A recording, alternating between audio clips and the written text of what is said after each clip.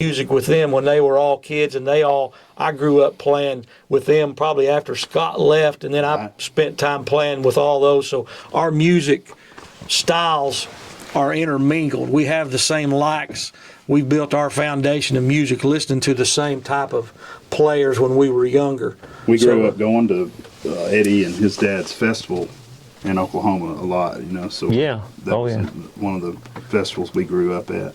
I'm glad you mentioned that, because I was going to tell people that the Sanders family, that's Eddie's dad and family and Eddie as well, they had the biggest bluegrass festival down in Oklahoma. Tell us, what was it, east or west of the Mississippi? Yeah, west of the Mississippi. They called it for years the biggest bluegrass festival. It was. We had a huge growing. We had everybody and anybody that at the time played bluegrass. We had them there. So, and had such a great time. People still to this day send messages and emails saying how much they miss the festival, because we had some good times. A lot of folks, just like Scott and them when we were all younger, got their start. So many talented people come from Oklahoma in the music business, not just bluegrass but country. You go to listing them. Joe Diffie. Joe Diffie is one of those that they played with. Billy Joe, he Craig. was there in Duncan, Oklahoma, where I grew up. Oh, really? Joe was. Yeah. Oh, I didn't know. I knew he's from somewhere down in Oklahoma. I didn't know he was from Duncan. He's in that same core. He was actually from Velma, but I think he lived in Duncan. Yeah, he's from right there in the same place that Scott and them are talking about being raised and playing with their grandpa. Diffie was there. Of course, you got Vince Gill. Oh my gosh! Yeah. Billy Joe Foster, that he mentioned. Billy Joe played with Bill Monroe and Country Gazette. So many. I mean, we could start listing names, but I just know that him and Billy Joe and Craig Fletcher played a lot together. A lot of great music, man, coming out of that era. But let me mention. Do you have a album that you're going to be planning on? We won't give a date or anything, but you're going to have an album, I'm sure, planning on with this single that you put out. We do, and it's completed as of today. Oh, really? Oh, really? The album is finished. We don't have a release date as of yet for it, but as soon as it comes out, you'll be one of the first people we get with, because we appreciate your support. It's good, too. It's really good. All the songs are great on it. Oh, it's really, really good. The album is called Born to Fly. Born to Fly. If you've heard, I know you know some of my past songs. I love doing the patriotic type songs, and the Born to Fly is another one of those about the American flag being born to fly. Wow. So I can't wait for you to hear that. I think you'll like it. I know I will. Just about anything this man sings, I just absolutely love. I don't care what it is. Yes, he is. Yeah. He does it so easily, too. It's kind of like you playing the banjo. I've watched you, and you just, da, da, da, da, da, da. I got to tell on him on this record that we did, this new record. He came back in to fix some of his scratch vocals, because we cut it all live here. And Eddie sang all his parts, as we were going down. We might have recorded them maybe 3 takes for each one, maybe. Some of them I think were in 1 or 2 takes. Yeah, some of them one take. Yeah, and Eddie came back to fix some vocals, and we got to listening, and I think there might have been 2 places that he might have fixed. Wow. A word or 2. But we kept all his scratch vocals are on this, that he's singing on this record. Those are all the vocals that he recorded going down. Wow. Which is incredible, because you don't hardly see that. Yeah, I had marked off about 3 or 4 days to spend in Nashville doing the vocals, and Scott said, "We don't need but 3 or 4 minutes." I said, "No, you got to be joking." So we laughed about that. But so many great players with us on that album, including Scott.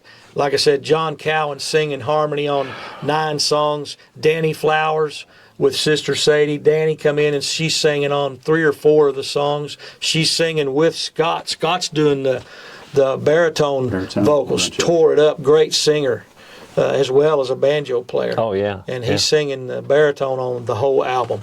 Wow. So can't wait for you to hear it, for everybody else to hear it. The album's Born to Fly. First single, Chasing That Midnight Moon. Doing great success. So proud that it's #1. I'll have a little competition here soon when the Vestal brothers come out with their Let the Fingers Fly, but we like competition.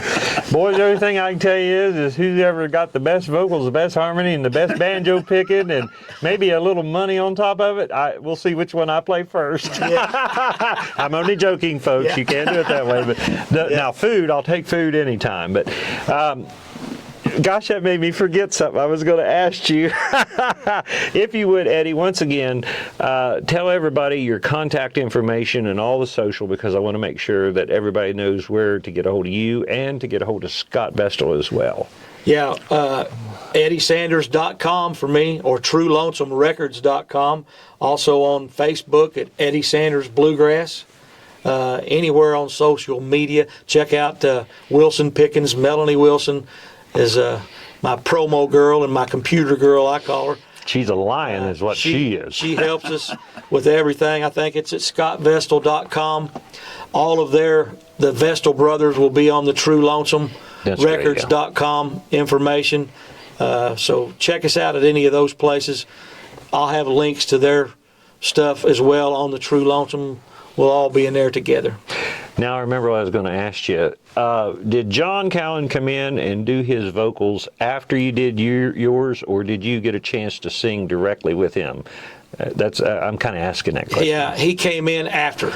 Doggone it! I would have had to sit there in the booth and sing with him. You know what I'm saying? Yeah.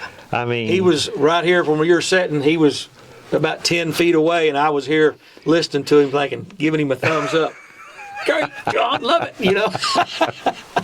And if anybody don't know who John Cowan is, well, you need to study acoustic and bluegrass music, because he is part of Newgrass Revival and the probably more of the new acoustic part of the music. But didn't he go play? Ain't he playing right now with the Doobie Brothers or something? He is one of the Doobie Brothers now. Yeah. That's what I thought. Scott and I are actually supposed to write with him here next week. He liked all the songs that were on the album so much, he said, let's get together and write. So we're looking forward to that, being with him, writing some new material. That's great. Everybody, once again, we're talking with True Lonesome Records recording artist Eddie Sanders and IBMA Banjo Player of the Year Scott Vestal. We're here in Scott Vestal's studio. Let's get a little serious note here as we finish up. And after we talk about Glenn for just a moment, if there's anything that y'all would like to tell the audience out there that I didn't cover, because I get to laughing and thinking I got a million questions, but they won't fit this particular conversation that we're doing. But Glenn Duncan, as we had said at the beginning, is absolutely the man for anything. He suffered a bad tragedy. So would you go ahead and tell everybody? He had a stroke. Actually, I hate to say this, but I'll just tell you the story. The day that John Cowan was coming here to Scott's studio is the day that Glenn had the stroke. We were coming that morning, that afternoon, he had the stroke and then had a car wreck after the stroke on his way over to meet Cowan and me to do the vocals. Glenn was going to do some of the baritone work that Scott ended up doing. They were going to split them up. But so Glenn's been down. He's back home now. He's recouping. He's doing great. He's writing songs already at the house. He's up, able to walk some on his own. He's getting some control of his left side back. He wishes he could be here today with us to have been a part of this. Oh my gosh! And he will be soon. Soon he will be out and about, and he'll be ready to go, and he'll be back over here as True Lonesome Records puts out some new stuff. He'll be back in here producing for us. I remember when I asked Melanie Wilson, I said, can you give me Glenn Duncan? Because I know he's got a lot of stories, and we all got to talk and went on the phone.